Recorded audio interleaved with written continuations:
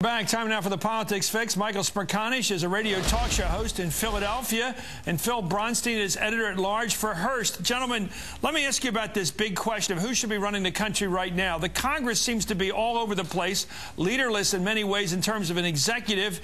Is it too early or too late for Barack? Should he begin to lead the country since he has a Democratic Congress? Phil Bronstein. Well, Chris, you know, he's already made the speech that he's not the president. So I think he now has set the stage where he has to wait until Inauguration Day to lead the country. I mean, George Bush is coming out and making these kind of like drive-by comments to the press about his legacy and about the Middle East and about the economy. He's clearly not doing a whole lot, but I think Barack Obama has caged himself in here. So what do you think, Michael? Is he already too late? Has he made it clear he's not going to be anything but in a pre-presidential mode? He's not going to act like president. He's not going to be our leader. I don't know what else he could do, Chris. I think he's been pretty active. He's certainly been accessible to the media, putting his team together. I think that he's weighed in on most of the issues. I paid attention to Barney Frank today and his consternation over it. But really, what else could the man do at this juncture? I think he'd be perceived as meddling if he were to go farther than he's gone so far. Well, let me put it to you forward-looking now, Michael, and then Phil, and that's the question. We had a loss of 533,000 jobs this month, the highest loss in a third of a century. There's all signs that it's going to continue to get deeper and deeper. We're facing what looks to be a very deep economic trench ahead of us right now, worse than under Reagan, worse than under, well, going back to Jerry Ford. It's going to get worse and worse. If the country sees this between now and January 20th or sometime in February, no one's our president and acting like it, are they going to hold it against somebody, and that person could be Barack? What do you think, Michael? Will they hold him off? Will they hold it against him? No, I think it's part of the Bush legacy. I don't think that it's going to be something that'll tar Barack Obama. I think that the public has already weighed in as to how they feel about this administration, and it'll be part of his legacy and not the incoming president. I'm clear on that. Phil? Yeah, I mean, I think he's got about 30-second honeymoon, and where he can continue to blame the Bush administration. The problem is as Michael suggested, you know, he's done a lot of things. He's named this team.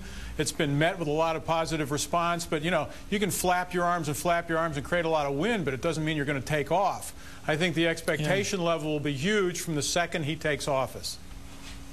Well, let me ask you about this interregnum right now. By the way, Bill Cosby once said, if the plane's going down, tell me the plane's going down. Don't be nice to me, because I'm going to get out in that wing and flap my arms, and maybe I can't fly, but maybe I can. That's just a little aside there. Think of that what you want. If we have a president who's left office mentally and a president who hasn't come into office, who's leading the country? And I bring that up because George W. Bush is now talking as if he's like, I don't know, Eisenhower talking with Walter Cronkite 4 years after he left the White House. He's talking about how the war didn't go the way he thought, the intel wasn't right. Here he is right now talking as if his presidency is the past. Well, you know, as with any large undertaking, these efforts have not always gone according to plan. And in some areas, we've fallen short of our hopes. For example, the fight in Iraq has been longer and more costly than expected. Phil. Well, short of our plan, that's like saying we're having a small dip economically right now. You know, you're a student of Richard Nixon. I'm sure you saw Nixon Frost. You know, Richard Nixon went through some major soul searching, no matter how deep you think he went. I think this is George Bush's equivalent of soul searching. You know, not going according to plan. I mean, you know, this war, he said, what, a week ago, he said it didn't go as planned. He had no plan for it. He wasn't ready for it. And now he's saying that Iraq is a better place. So I guess the one thing he's doing is he's endorsing a lack of preparedness. Mike, how do you see Bush looking at his own legacy? Is it too early for him to be writing his memoirs in public?